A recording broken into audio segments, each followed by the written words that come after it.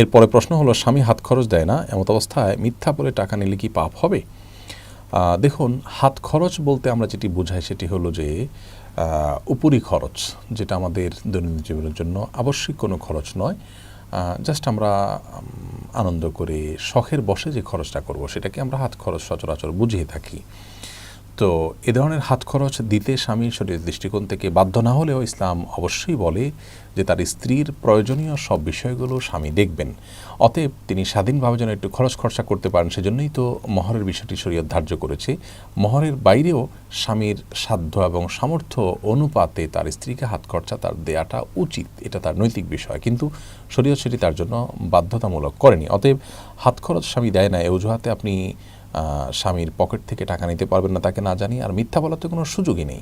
আপনি মিথ্যা বলে হাত খরচ কেন, আপনার যে লিগ্যাল প্রাপ্য আছে সেটাও আপনি মিথ্যা বলে নেবেন না। মিথ্যা অত্যন্ত জঘন্য একটি বিষয়। ইমানদার ঠান্ডা মাথায় কোনো অবস্থাতেই মিথ্যা বলতে পারে না। এই জন্য মিথ্যা কথা বলে স্বামীর কাছ থেকে হাত খরচ নেওয়া যাবে না, এটি গুনাহের বিষয় হবে। আপনার স্বামী যদি আপনাকে আপনার মৌলিক যে প্রয়োজন আছে সেটিও পূরণ না করেন এবং আপনার জন্য খরচ খরচা না করেন, তাহলে সেক্ষেত্রে আপনি তাকে না জানিয়ে গোপনে তার থেকে আপনি টাকা নিতে পারেন। ধরুন আপনার চিকিৎসার প্রয়োজন, অথচ তিনি আপনাকে চিকিৎসা করাচ্ছেন না।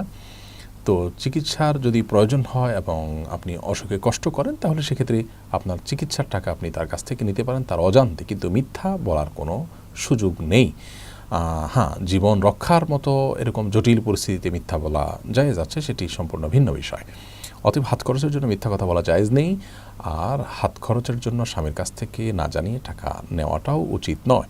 মহারণার যে টাকা আছে সেগুলো আমাদের অধিকারে থাকবে, সেগুলো আমাদের বাবররা তাদের মতো করে স্বাধীনভাবে খরচ করবেন। এছাড়া বিভিন্ন সময় উপরেও কোনো উপহারের টাকার তারা খরচ করবেন।